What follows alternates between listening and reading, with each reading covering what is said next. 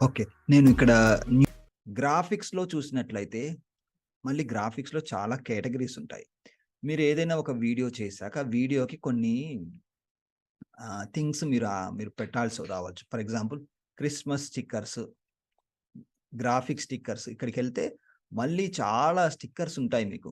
మీకు ఏదైతే అవసరమో అవన్నీ గూడా మీరు ఇక్కడ పెట్టుకోండి. ఫర్ ఎగ్జాంపుల్ నాకొక మంచి ఒక ట్రీ కావాలి. ట్రీ స్టిక్కర్ అన్నాననుకోండి. వస్తుందా? ఓకే. ట్రీ స్టిక్కర్ అంటే నాకిలా వచ్చింది. మరి ఇందులో ట్రీ అనేది ఏమి ఓకే. ఫ్లవర్ లాంటిదుంది. సో, ఇది బానే ఉంది. సో, దీన్ని తీసుకొచ్చేసి నేనిక్కడ పెట్టేసుకుంటాను. ఇదొక స్టిక్కర్ లాగా ఉంది. చూడండి ఇలా.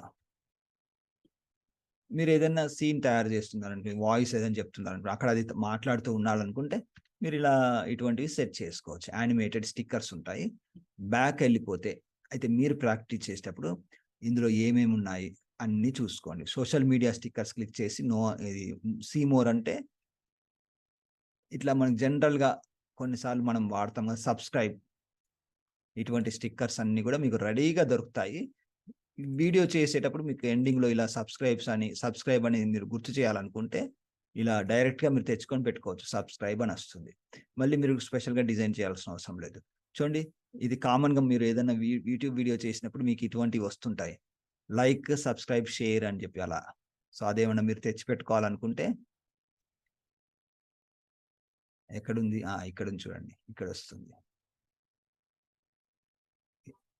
సో, ఇలా. ఈ ఆటోమేటిక్‌గా డిజైన్ అంతా కూడా సెట్ చేసుంది. అది మీరు డైరెక్ట్‌గా తెచ్చిపెట్టుకొని ఇంపోర్ట్ చేసుకోవడం.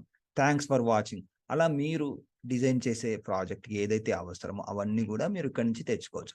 వీళ్ళు కేటగరీ వైస్ పెట్టారు. సో, అలా కేటగరీ వైస్ మీరు చూసుకోండి. Graphic sticker, social media stickers, people stickers.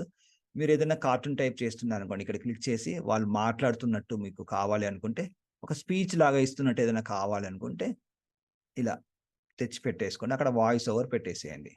మీకొక వీడియో లాగా తయారవుతుంది. ఒకసారి విందాం. ఇది చూద్దాం. దీనికి ఏదైనా మీరు వాయిస్ యాడ్ చేశారనుకోండి, అతను అతను మాట్లాడుతున్నట్టుగా మీకు ఆ ఫీలింగ్ అనేది వస్తుంది వినేవాళ్ళకి. ఓకే. సో, ఇలా కిందికెళ్ళిపోయి ఇంకా ఏమున్నాయి చూసుకోండి.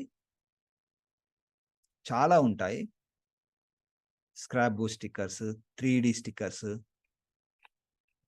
ఓకే. సో, ఇవన్నీ ఒక్కొక్కటి ఓపెన్ చేసి చూసామనుకోండి, క్లాస్‌లో ఇంకా వేరే టాపిక్స్‌కి టైం ఉండదు గదా! సో, మీరు ప్రాక్టీస్ చేసేటప్పుడు చూసుకోండి. చూసుకొని మీరు రియల్ ప్రాజెక్ట్స్‌లో మీరు యూజ్ చేసుకోండి.